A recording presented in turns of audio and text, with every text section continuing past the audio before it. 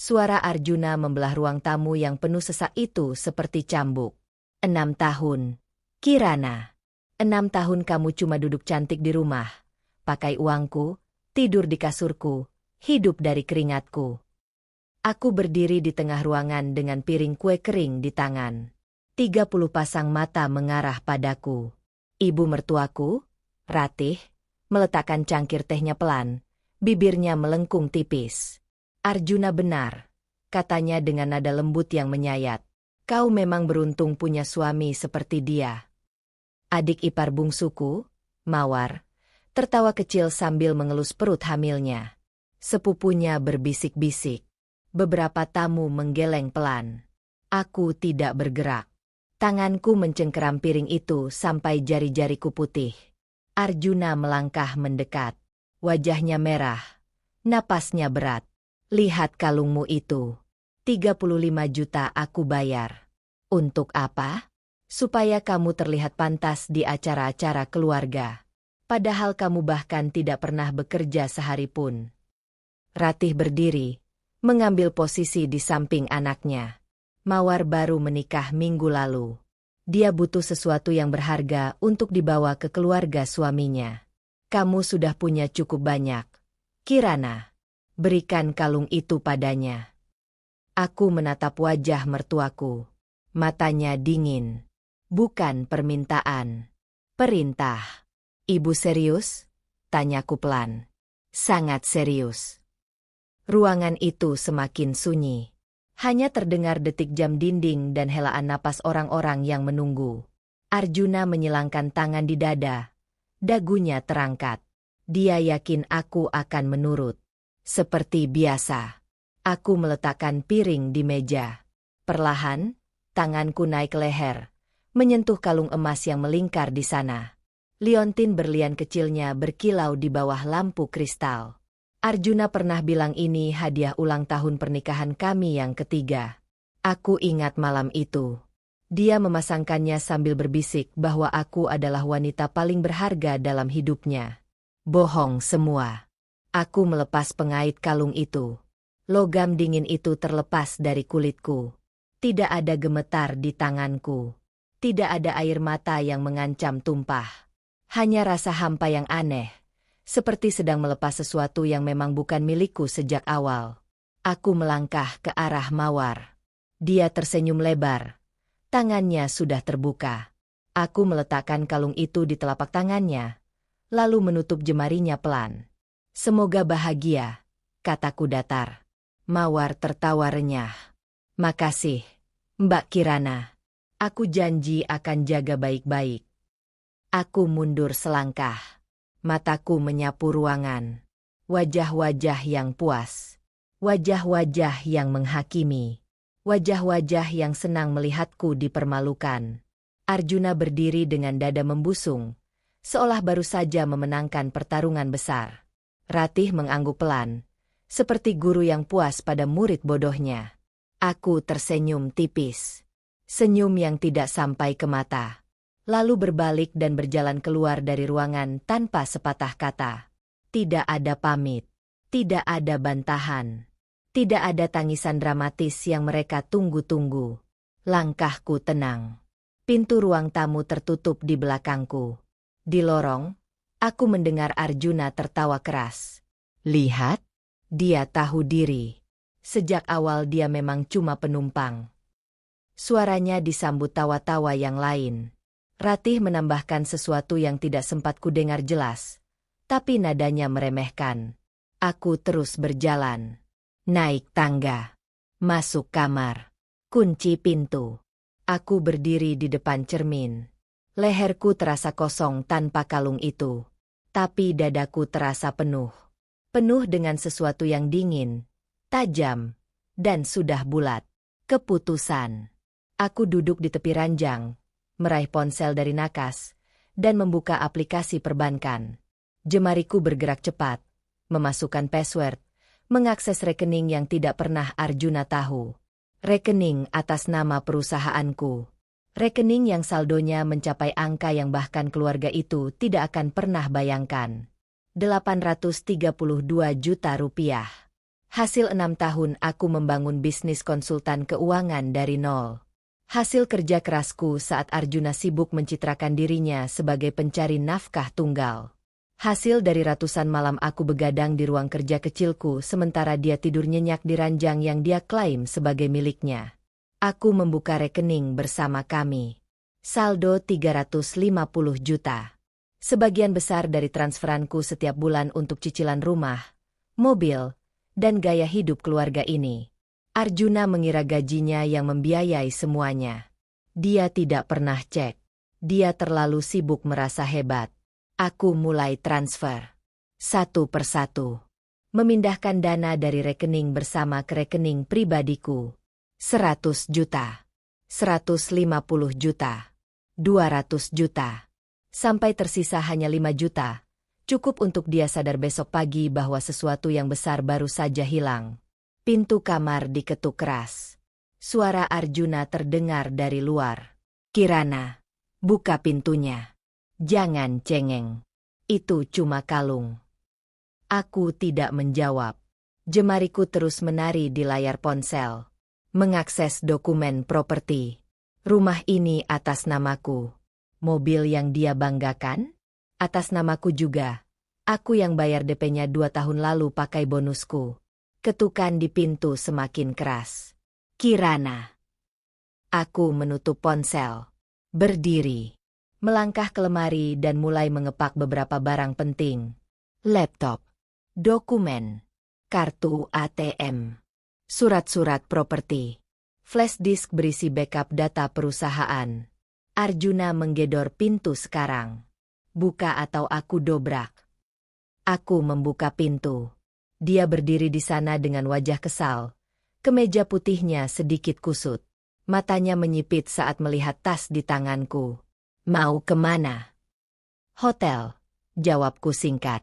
Hotel? Gara-gara kalung? Kamu kekanak-kanakan sekali, Kirana. Aku menatapnya. Benar-benar menatapnya. Pria yang tidur di sampingku selama 6 tahun ini. Pria yang mengira aku bodoh. Pria yang baru saja mempermalukanku di depan 30 orang tanpa rasa bersalah sedikit pun. Besok kamu cek rekening kita, kataku pelan. Lalu kita bicara lagi. Aku menyingkirnya dan berjalan ke tangga. Dia mengikuti. Suaranya mulai panik. Maksudmu apa? Kirana, kamu ngomong apa sih? Aku tidak menoleh. Turun tangga. Melintasi ruang tamu yang masih penuh tamu. Mereka semua terdiam melihatku lewat dengan tas di tangan. Ratih berdiri. Alisnya terangkat. Kirana, kamu. Selamat malam, Bu. Potongku sopan. Lalu aku dorong pintu depan dan keluar ke malam yang dingin. Arjuna berlari menyusulku sampai ke mobil. Mobilku. Yang dia pakai setiap hari tanpa izin. Kirana, jangan lebay. Balik ke dalam. Aku menyalakan mesin. Menurunkan kaca. Menatapnya terakhir kali malam itu. Kamu bilang aku cuma numpang hidup. Arjuna, kataku tenang. Besok kamu akan tahu siapa yang sebenarnya menumpang. Aku naikkan kaca dan injak gas.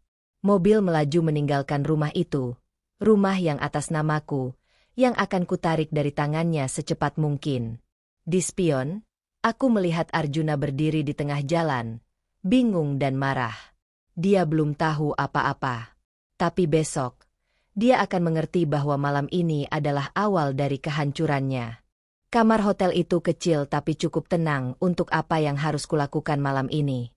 Aku lempar tas ke sudut ranjang, buka laptop, dan tekan tombol power. Layar menyala. Jemari sudah bergerak otomatis memasukkan password rekening perusahaan. PT Mentari Konsultindo, nama yang tidak pernah Arjuna dengar sekalipun dalam 6 tahun pernikahan kami. Dashboard muncul. Saldo tercatat jelas di pojok kanan atas. Rp832.300.000. Bisnis yang kubangun dari laptop bekas dan satu klien kecil di tahun kedua pernikahan. Sekarang ada 12 perusahaan klien tetap. Konsultasi pajak dan manajemen keuangan. Sederhana. Menguntungkan. Arjuna tidak pernah curiga karena dia sibuk membanggakan dirinya sendiri di kantor. Aku buka tab baru. Login ke rekening bersama. Saldo 350 juta rupiah. Uang yang sebagian besar ku transfer sendiri setiap bulan untuk cicilan rumah, mobil, kartu kredit Arjuna, bahkan uang bulanan Ratih. Tanganku bergerak cepat. Klik transfer. 100 juta ke rekening pribadi. Konfirmasi. 150 juta lagi. Konfirmasi. 50 juta. 20 juta. Sampai tersisa 5 juta, cukup untuk dia beli bensin seminggu, tapi tidak cukup untuk bayar tagihan kartu kredit yang jatuh tempo 3 hari lagi. Notifikasi transfer berhasil muncul satu persatu. Tidak ada gemetar di tanganku. Tidak ada ragu. Aku ambil ponsel, buka aplikasi notaris digital yang biasa kupakai untuk klien. Screenshot sertifikat rumah.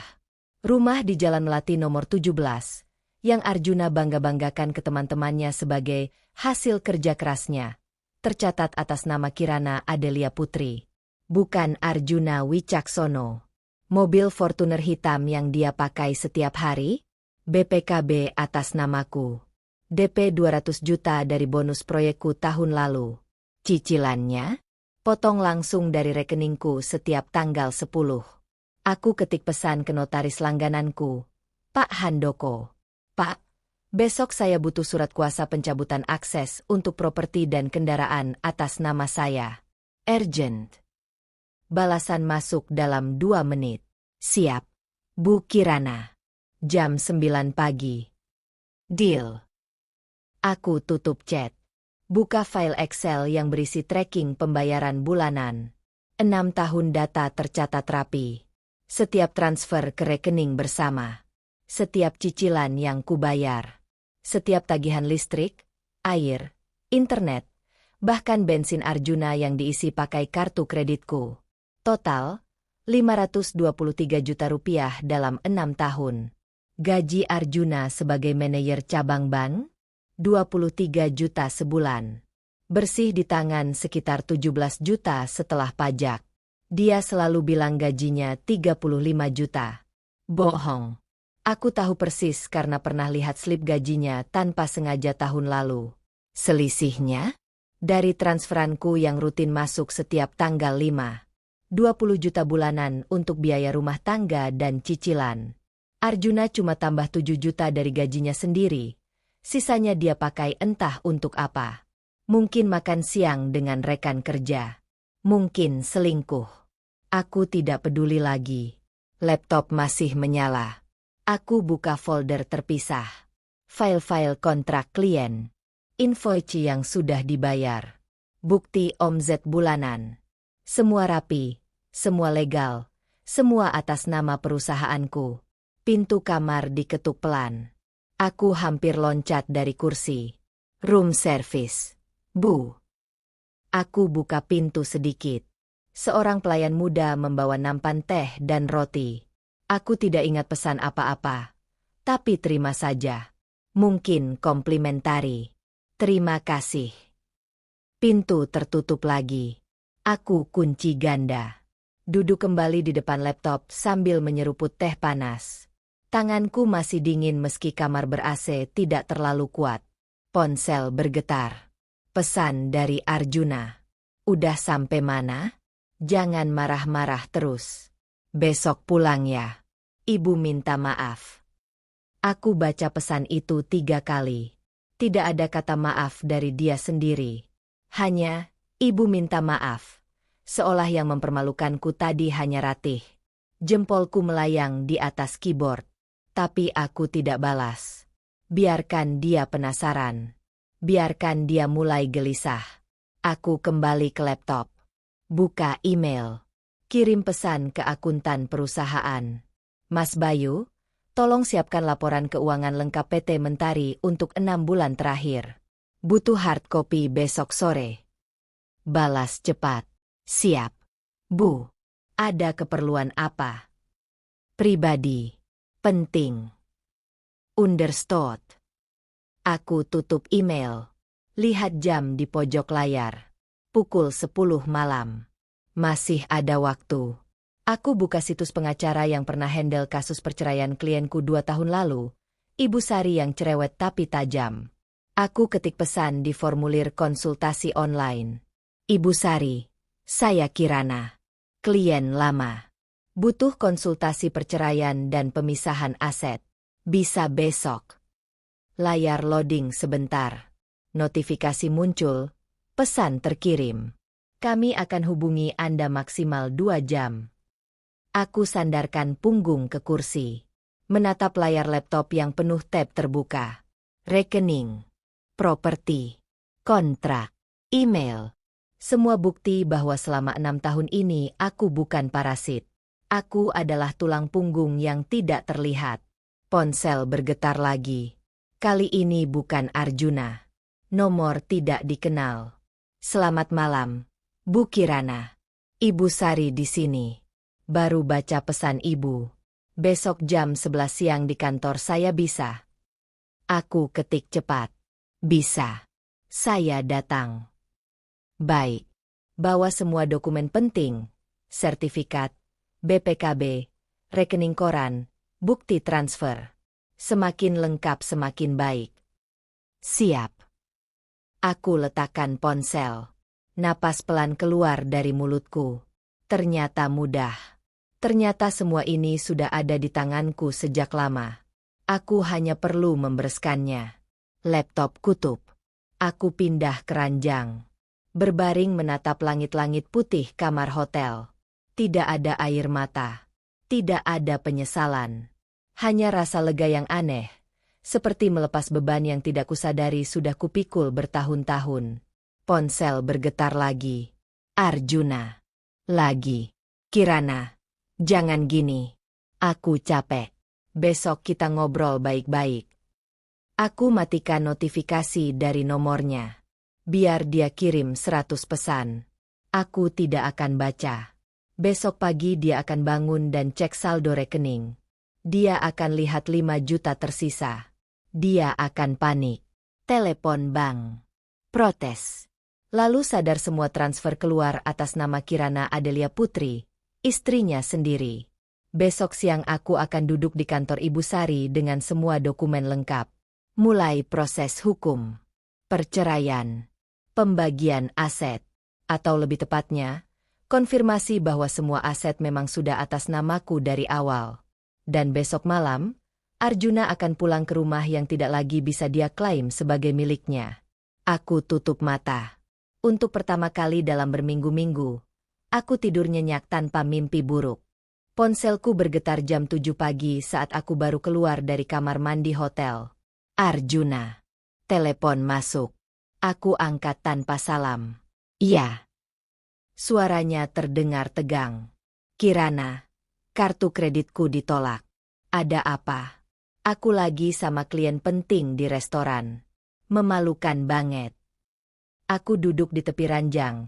Keringkan rambut dengan handuk pelan-pelan. Oh, mungkin limitnya habis. Limitnya masih banyak. Aku cek rekening bersama juga. Cuma ada 5 juta. Kemana uangnya? Aku ambil bagianku. Hening sesaat. Aku dengar suara gaduh di latar belakang.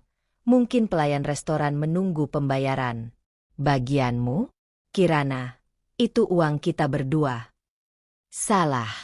Itu uangku yang selama ini ku transfer setiap bulan.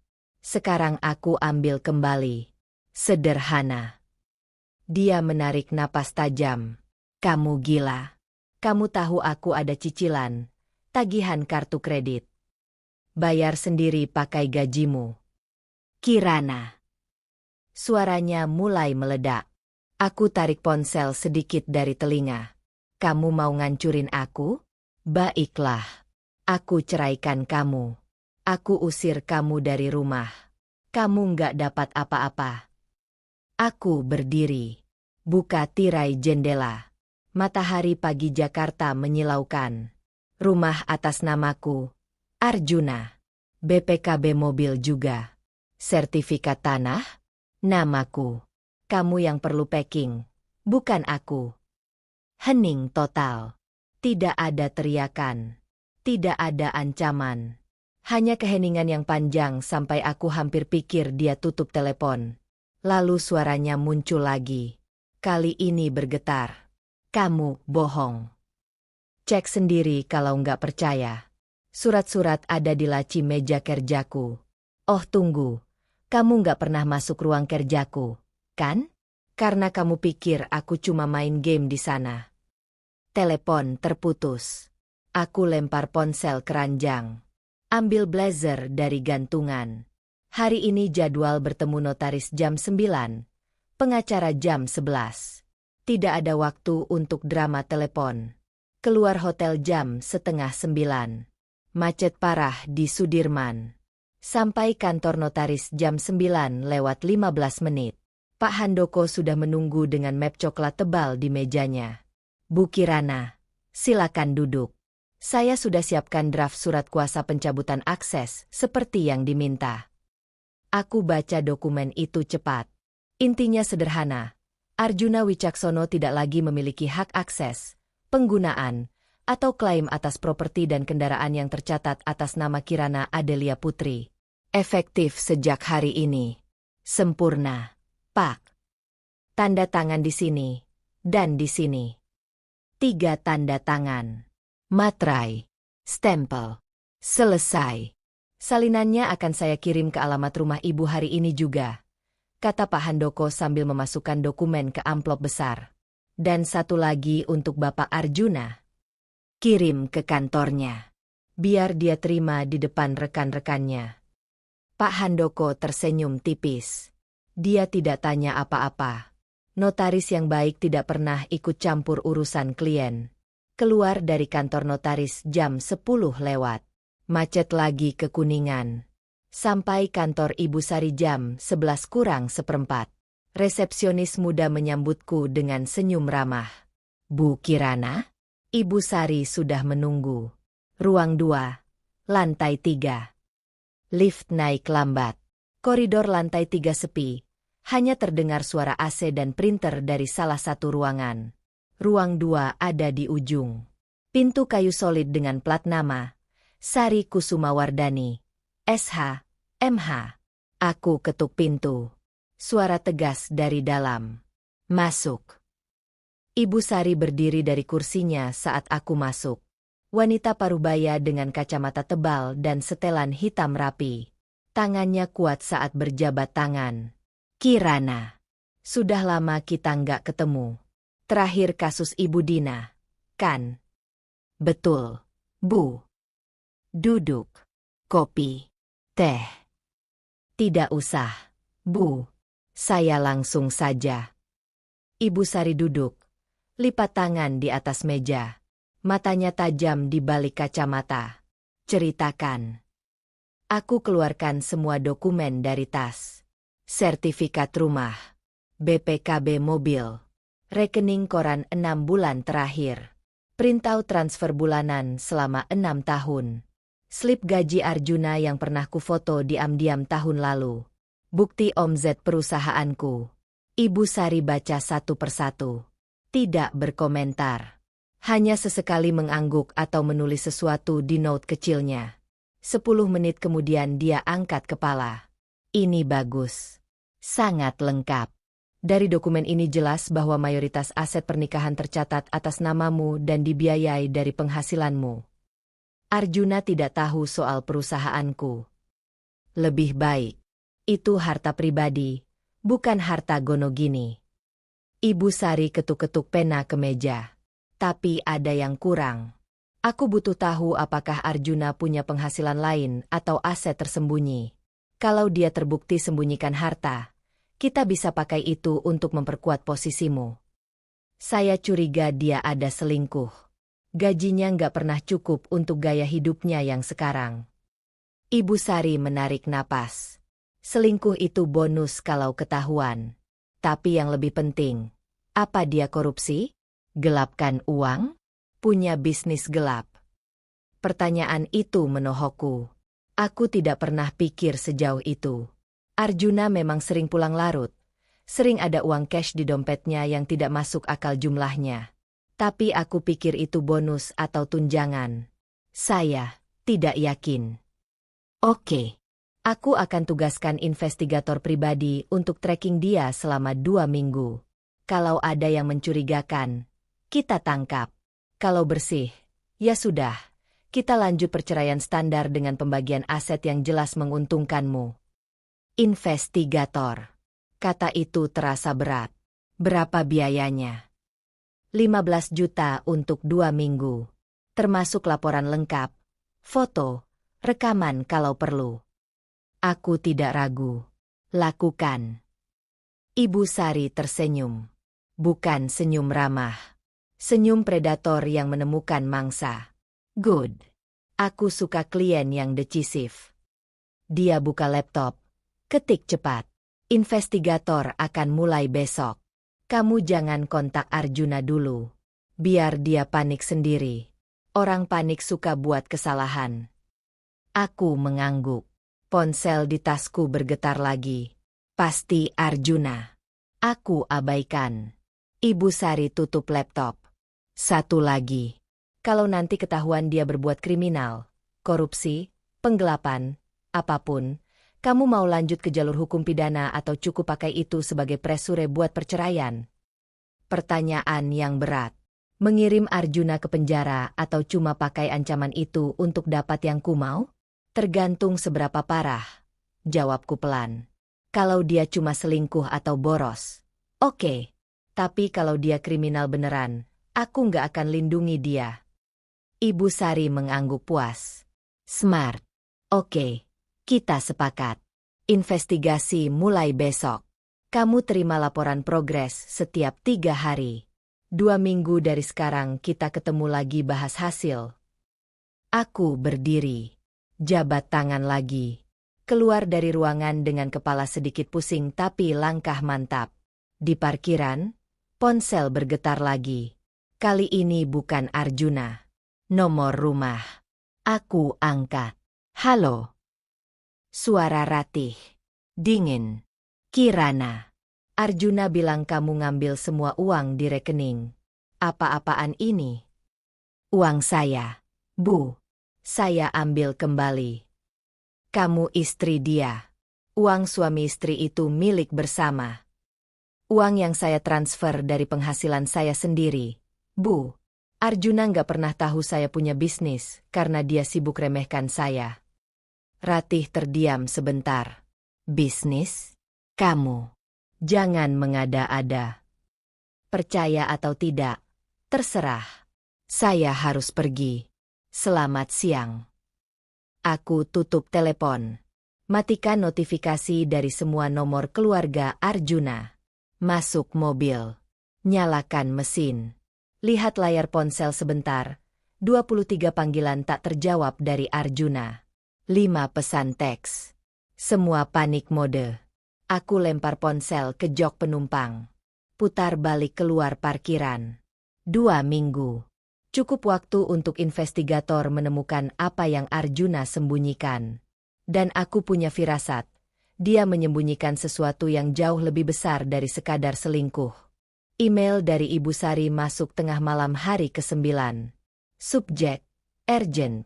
Laporan investigasi Arjuna Wicaksono. Aku duduk di sofa apartemen sewaan. Laptop terbuka di pangkuan. Klik file attachment. PDF 23 halaman terbuka perlahan. Halaman pertama, foto Arjuna keluar dari gedung apartemen mewah di Kemang. Jam menunjukkan pukul 6 sore. Wajahnya santai, kemeja biru lengan panjang, kacamata hitam. Halaman kedua, foto wanita keluar dari pintu yang sama 10 menit kemudian. Cantik, muda, rambut panjang sebahu, dress merah. Nama tertera di caption, Cantika Maharani, 28 tahun, Account Officer Bank Permata Cabang Sudirman. Rekan kerja Arjuna. Halaman ketiga mencengkeram dadaku. Dokumen pembelian apartemen Kemang Village Tower B lantai 15 unit 1.507. Harga, 1,8 miliar rupiah. Pembayaran cash bertahap dalam 6 bulan terakhir. Nama pembeli, Cantika Maharani. Sumber dana, transfer dari rekening Arjuna Wicaksono. Tanganku gemetar menekan scroll mouse. Halaman keempat. Screenshot rekening Arjuna yang bukan rekening bersama kami. Rekening tersembunyi di bank lain. Saldo pernah menyentuh 2 miliar rupiah bulan lalu.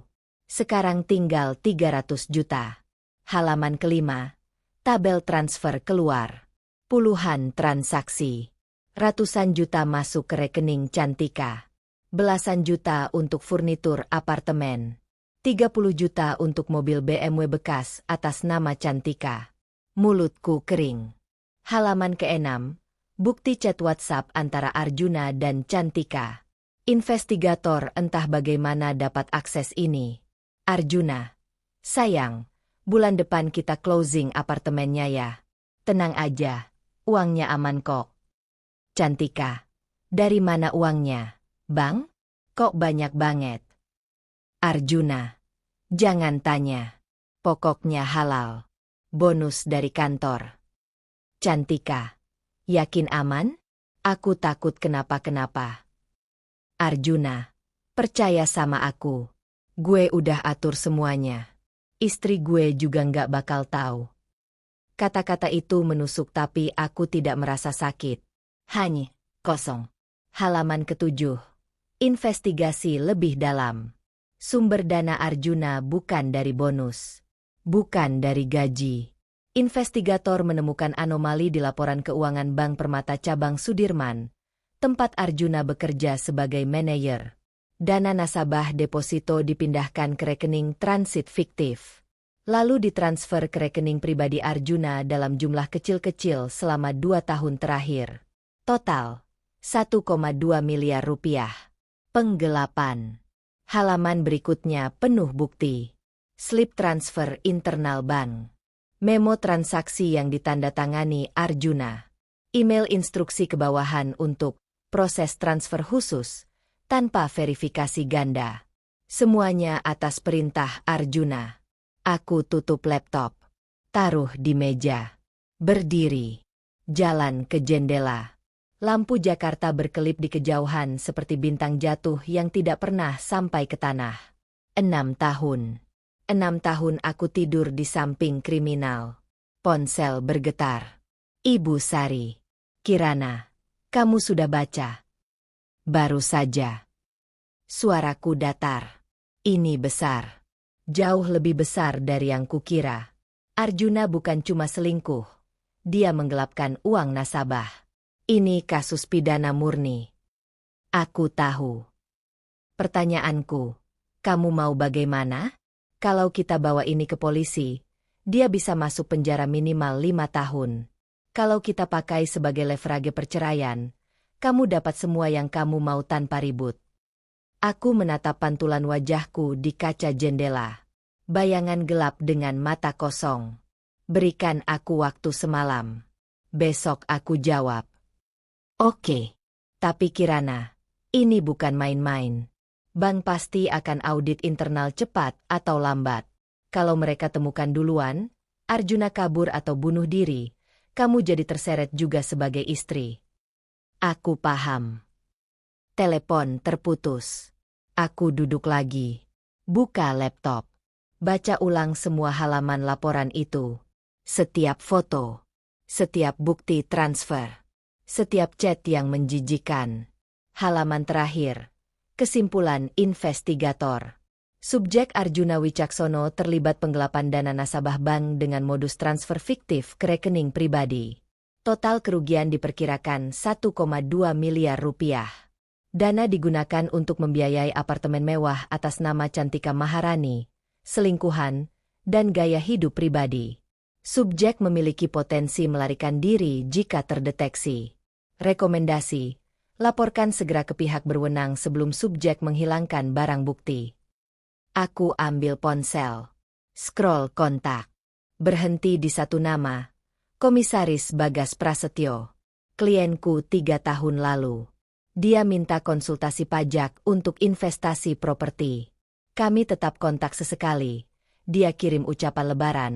Aku balas. Dia kerja di Bareskrim Unit Ekonomi. Jari melayang di atas tombol call. Ini keputusan besar.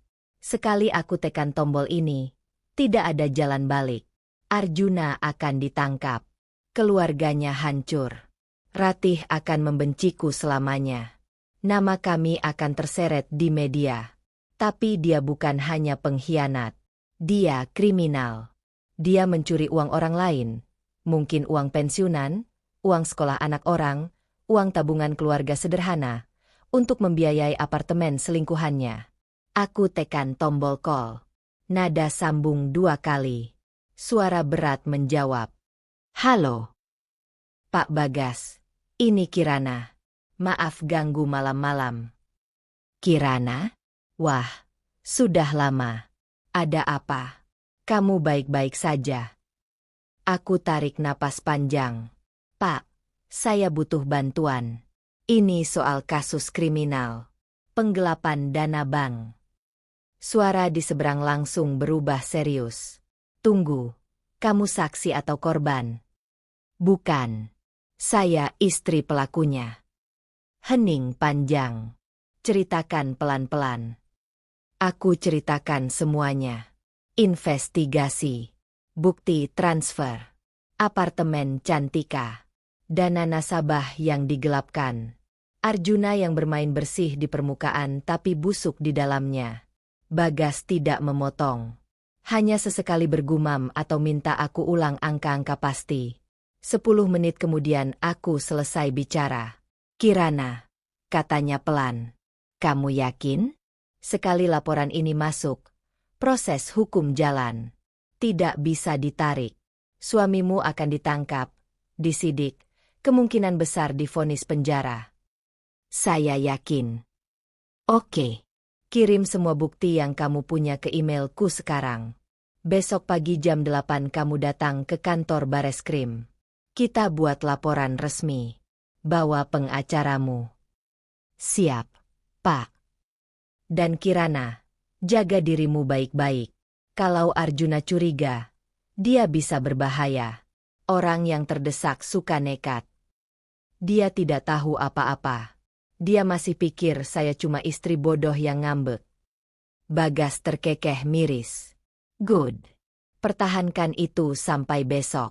Setelah laporan resmi masuk, kami akan gerak cepat. Telepon terputus. Aku forward semua file dari Ibu Sari ke email Bagas. 23 halaman PDF. Lampiran foto. Screenshot chat. Dokumen properti. Bukti transfer. Email terkirim. Aku tutup laptop. Rebahkan badan di sofa. Menatap langit-langit putih apartemen yang sepi. Besok pagi, Arjuna akan bangun seperti biasa. Mandi. Sarapan. Berangkat kerja dengan wajah tenang. Mungkin dia akan coba hubungi aku lagi. Mungkin kirim bunga atau coklat seperti biasa kalau dia merasa bersalah. Tapi besok siang, hidupnya akan berakhir. Dan aku yang menekan pelatuknya. Tidak ada penyesalan. Tidak ada air mata. Hanya rasa lega yang aneh. Seperti akhirnya melepas topeng yang kupaksa pakai selama 6 tahun. Aku ambil selimut tipis dari sandaran sofa. Tutupi badan. Pejamkan mata. Besok akan menjadi hari terpanjang dalam hidupku. Tapi setidaknya, besok aku akan tidur dengan tenang, tanpa berbagi ranjang dengan penjahat. Pesan WhatsApp dari nomor tak dikenal masuk jam 5 sore. Malam ini jam 7 di rumah Ibu Ratih.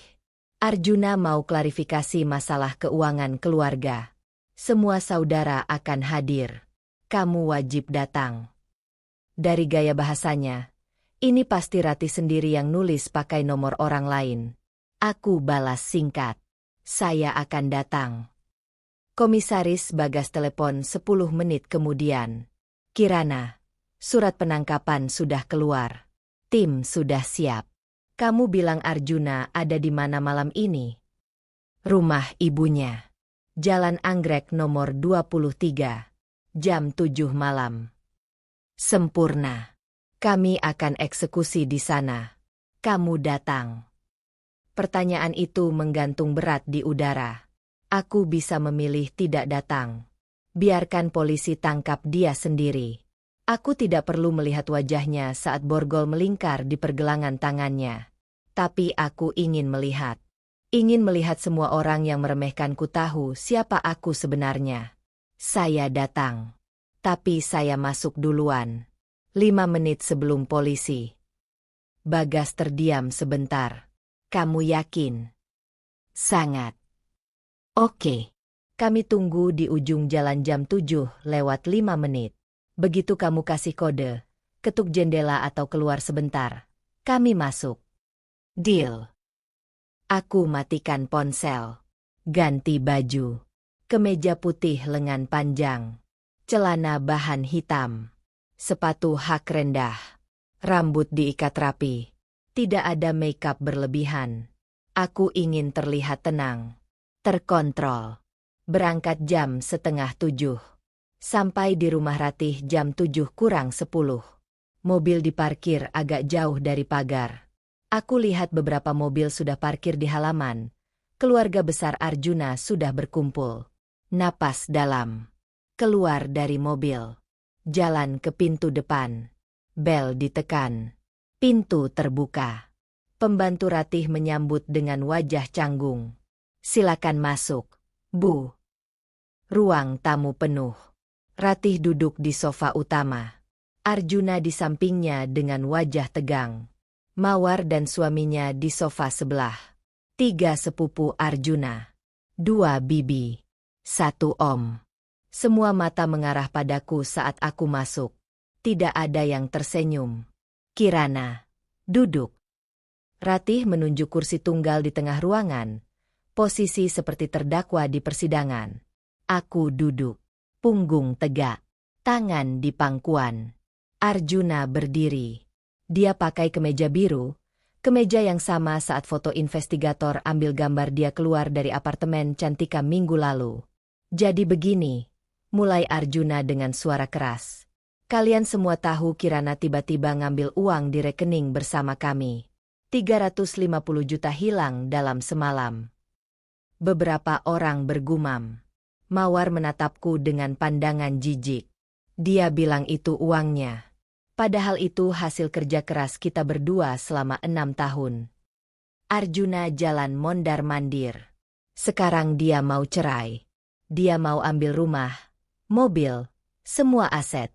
Padahal semua itu aku yang beli. Ratih mengangguk dramatis. Aku sudah hubungi pengacara. Kita akan tuntut dia. Tidak bisa seenaknya ngambil harta suami.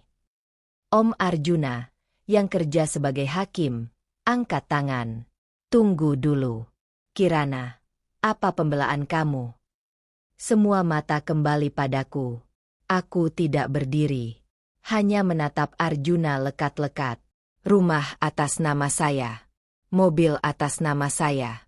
Cicilan dibayar dari rekening perusahaan saya, PT Mentari Konsultindo, yang omsetnya 800 juta per bulan. Arjuna tidak pernah tahu karena dia sibuk meremehkan saya. Ruangan hening sesaat. Mawar tertawa sinis. Perusahaan? Kamu. Jangan ngimpi, Mbak. Saya bawa dokumennya kalau kalian tidak percaya.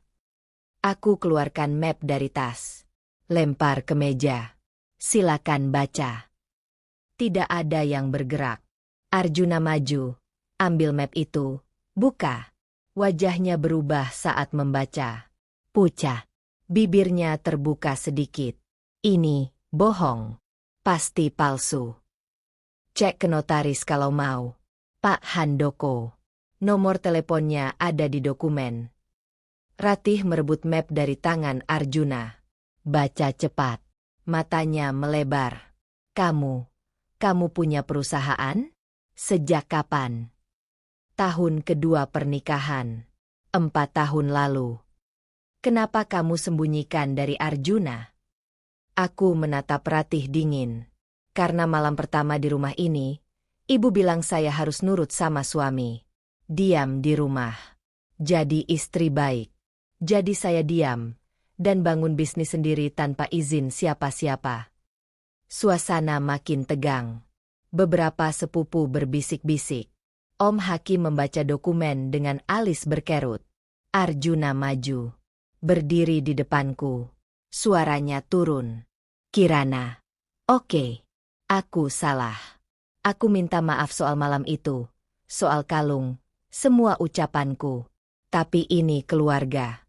Kita bisa selesaikan baik-baik. Nggak usah sampai begini. Nada suaranya merayu. Wajahnya memelas. Tangan terangkat seperti mau pegang bahuku tapi tertahan di udara. Kamu istri aku. Aku suami kamu. Kita saling melengkapi. Kan? Uangmu ya uang kita. Uangku ya uang kita. Yuk pulang. Kita ngobrol berdua. Keluarga nggak usah campur. Ratih mengangguk cepat. Betul. Ini urusan rumah tangga. Selesaikan di rumah sendiri. Aku berdiri. Arjuna mundur satu langkah. Aku ambil ponsel dari saku. Ketik pesan ke Bagas. Sekarang. Lalu aku tatap Arjuna. Aku datang ke sini bukan buat klarifikasi. Kataku pelan tapi jelas. Aku datang buat kasih tahu kalian satu hal. Pintu depan diketuk keras. 3 kali. Ketukan resmi. Semua kepala menoleh. Pembantu Ratih buka pintu. 2 polisi berseragam masuk. Di belakang mereka, Komisaris Bagas dengan jas hitam dan lencana di pinggang. Ruangan membeku. Bagas melangkah ke tengah. Keluarkan surat dari dalam map. Arjuna Wicaksono. Arjuna tidak bergerak. Wajahnya seperti patung. Saya Komisaris Bagas Prasetyo dari Bareskrim Polri. Kami memiliki surat perintah penangkapan atas nama Anda terkait dugaan penggelapan dana nasabah Bank Permata Cabang Sudirman sejumlah 1,2 miliar rupiah. Ratih melompat dari sofa. Apa? Ini pasti salah. Arjuna nggak mungkin. Kami punya bukti lengkap. Transfer fiktif ke rekening pribadi. Pembelian apartemen mewah atas nama Cantika Maharani menggunakan dana hasil penggelapan. Dokumen properti. Chat konfirmasi. Semuanya sudah kami verifikasi. Nama Cantika seperti bom yang meledak di ruangan. Mawar berdiri. Cantika? Siapa itu? Bagas tidak jawab. Dia mengangguk kedua polisi. Mereka maju ke arah Arjuna. Arjuna Wicaksono, Anda ditangkap. Silakan ikut kami ke kantor polisi untuk pemeriksaan lebih lanjut. Arjuna mundur. Tangannya terangkat. Tunggu, ini salah paham. Pak, saya bisa jelaskan. Salah satu polisi sudah memegang lengannya. Borgol keluar dari sabuk. Klik, klik. Logam dingin melingkar di pergelangan tangan Arjuna. Ratih berteriak histeris. Lepaskan anak saya. Dia tidak bersalah. Ini pasti fitnah. Bagas menatap Ratih tenang. Kalau ibu merasa ini fitnah, silakan datang ke kantor kami besok dengan pengacara. Kami akan tunjukkan semua bukti. Arjuna menoleh padaku. Matanya merah. Wajahnya hancur. Kamu yang lapor. Aku tidak jawab. Hanya menatapnya datar.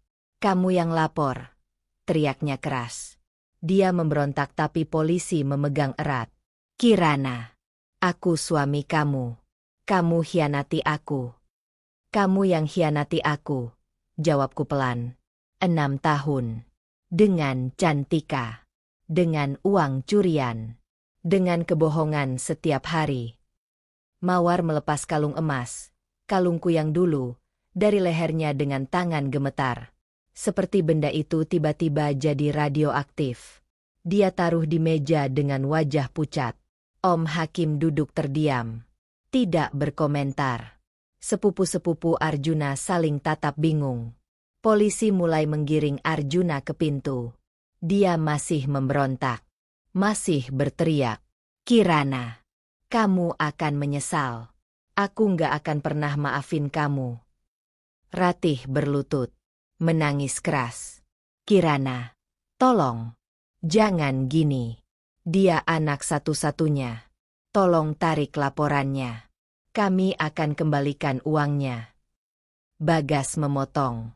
Ini bukan laporan pribadi lagi, Bu. Ini kasus pidana. Banknya sendiri akan ikut menuntut begitu mereka tahu. Proses hukum sudah berjalan. Arjuna digiring keluar. Tubuhnya limbung. Wajahnya basah, entah keringat atau air mata. Di ambang pintu, dia berhenti. Menoleh terakhir kali padaku. Tatapannya penuh benci. Tapi di balik benci itu, ada ketakutan yang murni. Ketakutan orang yang baru sadar dia sudah kalah total. Pintu tertutup. Suara mesin mobil polisi menyala. Lampu sirine berputar merah biru menerangi jendela ruang tamu. Lalu hening. Ratih masih menangis di lantai. Mawar peluk ibunya sambil terisak. Om Hakim berdiri, ambil jaket, dan keluar tanpa sepatah kata. Mungkin malu punya keponakan kriminal. Aku ambil tasku. Berjalan ke pintu. Kirana. Suara Ratih serak. Kamu menghancurkan keluarga ini. Aku berhenti. Tidak menoleh. Arjuna yang menghancurkan dirinya sendiri. Saya hanya memastikan dia dapat konsekuensinya. Aku buka pintu dan melangkah keluar ke malam yang dingin. Mobil polisi sudah menjauh. Lampu sirinenya masih terlihat samar di ujung jalan. Aku naik ke mobilku. Nyalakan mesin. Tangan masih stabil. Napas masih teratur. Tidak ada kemenangan yang manis. Hanya kepastian bahwa mulai malam ini, aku bebas dari kebohongan. Dan Arjuna akan belajar bahwa wanita yang dia remehkan selama 6 tahun adalah wanita yang menghancurkannya dalam satu malam. Resepsionis kantorku menelepon jam 11 pagi hari Rabu. Bu Kirana, ada tamu ingin bertemu. Namanya Cantika Maharani. Tidak ada janji. Nama itu membuat jantungku berhenti sedetik. Suruh dia tunggu. 5 menit. Aku tutup laptop. Rapikan meja. Tarik napas dalam. Wanita yang tidur dengan suamiku sekarang ada di lobi kantorku. Pintu ruanganku terbuka. Cantika masuk dengan langkah ragu. Dress hitam longgar. Wajah pucat tanpa makeup. Matanya sembab. Habis menangis. Dan perutnya sedikit membesar. Aku tunjuk kursi di depan meja. Duduk. Dia duduk. Tangan gemetar di pangkuan. Tidak berani menatap mataku. Kenapa kamu di sini? Tanyaku langsung. Cantika menelan ludah. Saya butuh bantuan. Dari saya? Kamu serius? Saya nggak punya siapa-siapa lagi. Suaranya pecah. Arjuna, dia menghubungi saya dari tahanan 3 hari lalu. Aku condong ke depan. Dia bilang apa? Cantika keluarkan ponsel dari tas. Buka WhatsApp. Geser ke chat dengan nomor baru. Bukan nomor Arjuna yang kukenal. Dia sodorkan ponsel itu padaku. Pesan pertama dari nomor asing. Cantika, ini aku. Pinjam HP teman sel. Cantika. Bang Arjuna? Kenapa baru hubungi sekarang? Aku khawatir. Arjuna. Dengar baik-baik. Polisi akan periksa kamu dalam 2 hari. Kamu harus bilang apartemen itu kamu beli sendiri. Uangnya dari orang tuamu. Cantika. Tapi orang tua aku nggak punya uang segitu. Arjuna. Bohongin aja. Bilang warisan atau apa kek. Pokoknya kamu yang beli. Bukan aku yang kasih uang. Cantika. Bang, aku takut. Kalau ketahuan aku bohong gimana?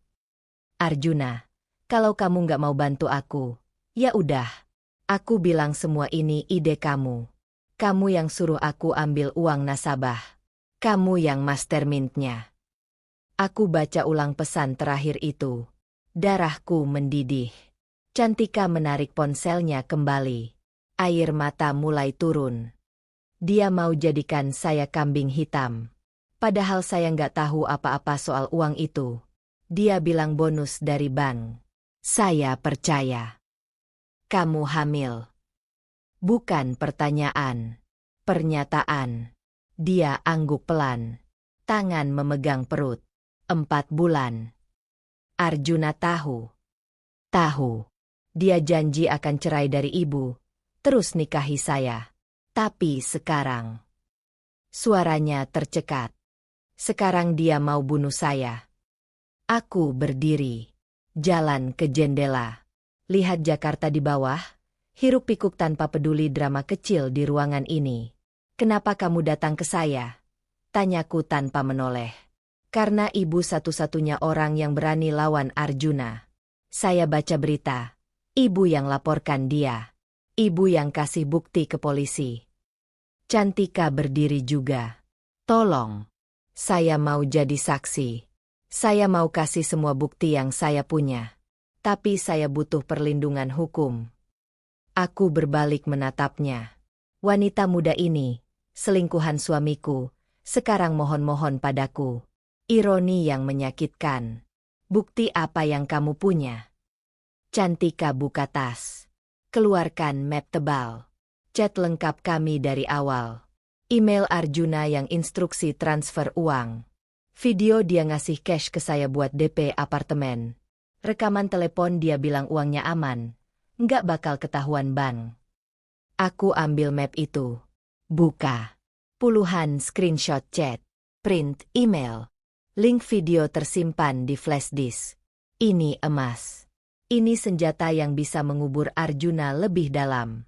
Kenapa kamu simpan semua ini? Cantika mengusap mata. Karena dari awal saya curiga. Bonus ban gak mungkin segede itu. Tapi saya sayang dia. Saya pikir dia serius sama saya. Dia gak pernah serius sama siapapun kecuali dirinya sendiri. Hening sejenak. Cantika duduk lagi. Bahunya turun. Saya minta maaf. Bu. Saya tahu saya yang salah. Saya hancurkan rumah tangga ibu. Berhenti. Aku angkat tangan. Aku nggak butuh permintaan maafmu. Aku butuh kesaksianmu di pengadilan. Cantika mengangkat kepala. Mata bengkaknya menatapku penuh harap. Aku telepon Ibu Sari langsung dari meja. 2 nada. Dia angkat. Bu Sari, ada saksi baru untuk kasus Arjuna. Dia punya bukti tambahan yang krusial. Bisa terima dia hari ini. Siapa? Cantika Maharani. Selingkuhannya. Ibu Sari diam sebentar. Lalu tertawa pendek. Tawa sinis yang pahit. Wah, plot twist yang bagus. Kirim dia ke kantorku jam 2 siang. Aku akan urus. Dia butuh perlindungan saksi. Bisa diatur. Asal dia mau kooperate penuh. Aku tatap Cantika. Kamu mau kooperate penuh? Kesaksian di pengadilan, interview polisi, semua proses hukum. Dia angguk cepat. Asal saya dan bayi saya aman. Aku bicara lagi ke Ibu Sari. Deal. Dia akan datang jam 2. Telepon ditutup. Aku tulis alamat kantor Ibu Sari di sticky note. Serahkan ke Cantika. Datang tepat waktu. Bawa semua bukti asli. Jangan bohong satu kata pun. Kalau kamu bohong, perlindungan dicabut. Cantika terima kertas itu dengan tangan gemetar. Terima kasih, Bu. Saya nggak tahu harus. Jangan berterima kasih ke saya. Aku nggak melakukan ini buat kamu. Aku melakukan ini buat memastikan Arjuna dapat hukuman maksimal. Dia mengangguk mengerti. Berdiri. Ambil tasnya. Jalan ke pintu. Berhenti sejenak di ambang. Bu Kirana. Arjuna pernah bilang ibu itu lemah. Bodoh. Nggak berguna. Cantika menoleh. Dia salah besar. Pintu tertutup. Aku duduk kembali di kursi. Menatap map bukti yang Cantika tinggalkan. 3 hari kemudian, Ibu Sari telepon. Cantika sudah diperiksa penyidik. Kesaksiannya solid. Dengan bukti tambahannya, jaksa yakin bisa tuntut Arjuna 8 tahun penjara. Mungkin lebih kalau hakim keras. Bagus. Dan satu lagi, Bank Permata sudah resmi pecat Arjuna. Mereka akan gugat perdata terpisah untuk ganti rugi penuh. Media sudah mulai liput. Besok kasus ini masuk koran. Aku tutup mata. Namanya akan tersebar. Sudah. Tadi sore Metro TV bahkan buat segmen khusus. Manajer bank gelapkan dana nasabah untuk selingkuhan. Wajah Arjuna dan Cantika diblur tapi nama lengkap disebut. Keesokan pagi, headline Kompas halaman 4. Penggelapan 1,2 miliar oleh oknum manajer Bank Permata, istri jadi whistleblower. Artikel itu sebut namaku sebagai istri korban yang berani melaporkan kejahatan suami sendiri demi keadilan. Foto Arjuna saat ditangkap. Wajah pucat, borgol di tangan, terpampang jelas. Ponselku dibanjiri pesan. Klien-klien lama yang baru tahu kasusnya. Teman kuliah yang tiba-tiba peduli. Bahkan beberapa reporter minta wawancara. Aku abaikan semua. Matikan ponsel. Fokus kerja. Tapi sore harinya, Ibu Sari kirim link berita lain. Detik.com. Keluarga tersangka penggelapan Bank Permata minta maaf publik. Ibu kandung. Kami malu dan kecewa. Aku buka link itu. Ada foto Ratih di depan rumahnya. Wajah sembab, dikerumuni wartawan. Kami sebagai keluarga meminta maaf kepada korban dan masyarakat. Kata Ratih di video singkat yang disematkan. Kami tidak menyangka Arjuna melakukan hal seburuk ini. Kami mendukung proses hukum dan berharap keadilan ditegakkan. Tidak ada sepatah kata pun tentang aku. Tidak ada penyesalan soal bagaimana mereka memperlakukanku. Hanya permintaan maaf generik untuk kamera. Tapi cukup.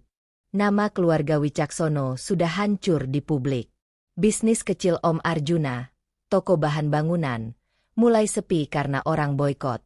Mawar dipecat dari kantornya karena perusahaan tidak mau terkait skandal. Semuanya runtuh. Seperti efek domino. Dan aku, wanita yang mereka bilang cuma numpang hidup, adalah yang melepas domino pertama.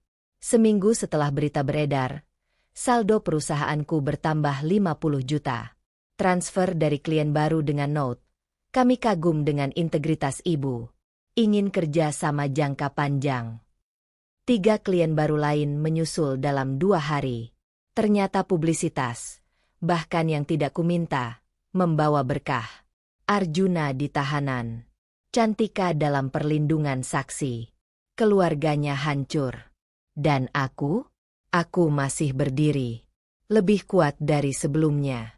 Ruang sidang Pengadilan Negeri Jakarta Selatan penuh sesak pagi itu. Aku duduk di barisan saksi. Tangan terlipat rapi di pangkuan. Blazer abu-abu. Rambut diikat ketat. Wajah tenang meski jantung berdegup keras. Di seberang ruangan, Arjuna duduk di kursi terdakwa. Kemeja putih kusam. Wajah kurus. Lingkaran hitam di bawah matanya. 6 bulan di tahanan mengubahnya jadi bayangan dari pria yang dulu sombong itu. Hakim ketuk palu. Sidang dibuka. Jaksa berdiri. Baca tuntutan dengan suara tegas. Kami menuntut terdakwa Arjuna Wicaksono dengan hukuman penjara 8 tahun dan denda pengembalian dana sebesar 1,2 miliar rupiah atas tindak pidana penggelapan dana nasabah sesuai pasal 374 KUHP. 8 tahun. Angka itu bergantung di udara seperti guillotine. Pengacara Arjuna, pria tua dengan jas lusuh, mencoba membela. Bilang kliennya menyesal. Bilang dia punya tanggungan keluarga. Bilang ini kesalahan pertama. Hakim mendengarkan tanpa ekspresi. Lalu giliran saksi dipanggil. Cantika masuk dengan perut yang sekarang sudah membesar. 7 bulan. Dia bersaksi dengan suara gemetar tapi jelas. Sebut semua fakta. Tunjukkan bukti chat, email, rekaman. Tidak ada yang ditutup-tutupi. Arjuna menatap Cantika dengan tatapan membunuh. Tapi dia tidak bisa berbuat apa-apa. Setelah Cantika, namaku dipanggil. Saksi Kirana Adelia Putri, silakan maju. Aku berdiri. Jalan ke podium saksi. Angkat tangan kanan. Bersumpah di depan hakim. Jaksa bertanya beberapa hal. Konfirmasi dokumen. Konfirmasi transfer yang kubayar selama pernikahan. Konfirmasi bahwa Arjuna tidak pernah transparan soal keuangannya. Aku jawab semua dengan singkat, faktual, tanpa emosi berlebihan. Pengacara Arjuna mencoba menyerang. Saksi, apakah benar Anda yang melaporkan suami Anda sendiri ke polisi? Benar. Kenapa Anda tidak mencoba selesaikan secara kekeluargaan terlebih dahulu? Aku menatap pengacara itu dingin. Karena menggelapkan uang nasabah bukan urusan kekeluargaan. Itu kejahatan. Beberapa orang di ruang sidang bergumam setuju. Hakim ketuk palu minta ketenangan. Pengacara itu meneruskan. Tapi Anda adalah istrinya. Bukankah seharusnya Anda melindungi suami? Saya melindungi kebenaran. Bukan penjahat. Jaksa tersenyum tipis. Hakim mencatat sesuatu. Aku turun dari podium. Kembali ke tempat duduk. Arjuna tidak menatapku sama sekali. Kepalanya tertunduk. Sidang berlanjut 2 jam lagi. Saksi-saksi lain. Ahli keuangan bank. Bukti fisik ditampilkan di proyektor. Lalu hakim mundur untuk musyawarah. 1 jam kemudian, mereka kembali. Hakim ketuk palu 3 kali. Ruangan hening total. Setelah mempertimbangkan semua bukti, kesaksian, dan fakta persidangan, majelis hakim memutuskan, terdakwa Arjuna Wicaksono terbukti secara sah dan meyakinkan bersalah melakukan tindak pidana penggelapan. Terdakwa dihukum penjara selama 7 tahun dan wajib mengembalikan seluruh dana yang digelapkan sejumlah 1,2 miliar rupiah kepada pihak Bank Permata. Palu diketuk keras. 7 tahun. Arjuna ambruk di kursi. Pengacaranya memegang bahunya tapi dia tidak bereaksi. Hanya menatap kosong ke depan. Ruang sidang mulai bubar. Wartawan bergerombol di luar. Aku berdiri, ambil tas, siap keluar lewat pintu samping. Tapi seseorang menarik lenganku. Ratih. Wajahnya kacau. Makeup luntur karena air mata. Baju hitam kusut. Kirana. Tolong. Suaranya serak. Kamu kan istrinya. Kamu bisa minta hakim kurangi hukumannya. 7 tahun itu terlalu lama. Keluarga kami akan hancur. Keluarga kalian sudah hancur sejak Arjuna mulai mencuri. Tapi dia punya tanggung jawab. Aku sudah tua. Siapa yang urus aku kalau dia di penjara? Aku lepaskan tangannya dari lenganku. Tatap matanya lekat-lekat. Ibu ingat malam itu? Malam ibu dan Arjuna bilang aku cuma numpang hidup? Bilang aku parasit yang gak pernah kasih kontribusi apa-apa. Ratih terdiam. Bibirnya terbuka tapi tidak ada kata keluar. Sekarang ibu tahu. Lanjutku pelan tapi tajam. Siapa yang selama ini menopang semuanya? Siapa yang bayar cicilan rumah? Siapa yang kasih uang bulanan ke ibu? Siapa yang biayai gaya hidup Arjuna sampai dia bisa pamer di depan teman-temannya?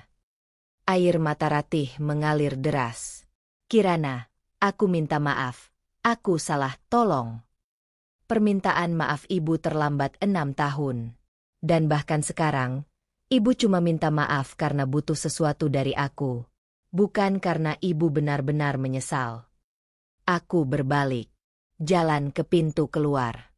Kirana, teriak Ratih dari belakang.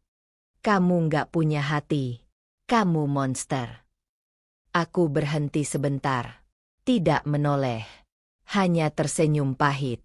Lalu terus melangkah keluar. Koridor pengadilan ramai. Wartawan mencoba mendekat tapi security menghalangi. Aku jalan cepat ke pintu keluar samping. Ke parkiran. Udara luar segar. Matahari siang menyilaukan tapi hangat di kulit. Ponsel bergetar di tas. Nomor tidak dikenal. Aku angkat sambil jalan ke mobil. Halo. Bu Kirana? Saya Direktur PT Andromeda Consulting Singapore. Kami tertarik dengan profil perusahaan Ibu dan ingin menawarkan kontrak konsultan keuangan untuk ekspansi kami di Asia Tenggara. Aku berhenti di samping mobil. Berapa nilai kontraknya? 3 miliar rupiah untuk tahun pertama. Renewable setiap tahun kalau performa bagus. 3 miliar. Angka yang bahkan tidak pernah kuimpikan setahun lalu. Kirim proposal detailnya ke email saya. Kami bisa diskusi minggu depan. Perfect. Bu. Terima kasih. Kami tunggu kabar baik. Telepon ditutup. Aku masuk mobil. Duduk di kursi kemudi. Taruh tas di jok sebelah. Tatap kaca spion. Wajahku terlihat berbeda. Lebih tua mungkin. Tapi lebih kuat. Lebih bebas. Tidak ada air mata. Tidak ada penyesalan. Tidak ada perasaan menang yang euforia. Hanya ketenangan. Ketenangan setelah badai panjang yang akhirnya usai. Aku nyalakan mesin. Keluar dari parkiran pengadilan. Lewat gerbang besi yang besar. Masuk ke jalan raya Jakarta yang macet seperti biasa. Di spion belakang, gedung pengadilan perlahan mengecil. Menghilang di antara gedung-gedung lain. Arjuna akan menghabiskan 7 tahun hidupnya di balik jeruji. Ratih akan menua sendiri dengan beban malu di pundaknya. Cantika akan melahirkan anak tanpa ayah yang hadir. Keluarga Wicaksono akan diingat sebagai keluarga skandal penggelapan. Dan aku akan bangun besok pagi di apartemen baruku yang kubeli cash. Akan buka laptop dan lanjutkan kontrak dengan klien Singapura. Akan perluas perusahaan. Akan rekrut karyawan baru. Akan bukti ke dunia bahwa wanita yang mereka remehkan bisa berdiri sendiri, bahkan lebih tinggi dari mereka yang dulu menginjak-injaknya. Lampu merah. Aku berhenti. Lihat pedestrian di samping. Seorang ibu muda menuntun anaknya menyeberang. Mereka tertawa kecil untuk sesuatu yang tidak kudengar. Sederhana. Bahagia. Mungkin suatu hari nanti aku juga bisa seperti itu. Bahagia yang sederhana. Tanpa drama. Tanpa kebohongan. Tanpa harus membuktikan apa-apa ke siapa-siapa. Tapi hari ini bukan hari itu. Hari ini adalah hari kemenanganku yang sunyi.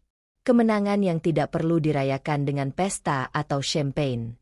Cukup dengan satu kalimat yang kuucap pelan dalam hati. Aku selamat. Aku bebas. Aku menang. Lampu hijau menyala. Aku injak gas dan melaju meninggalkan masa lalu di belakang. Selamanya.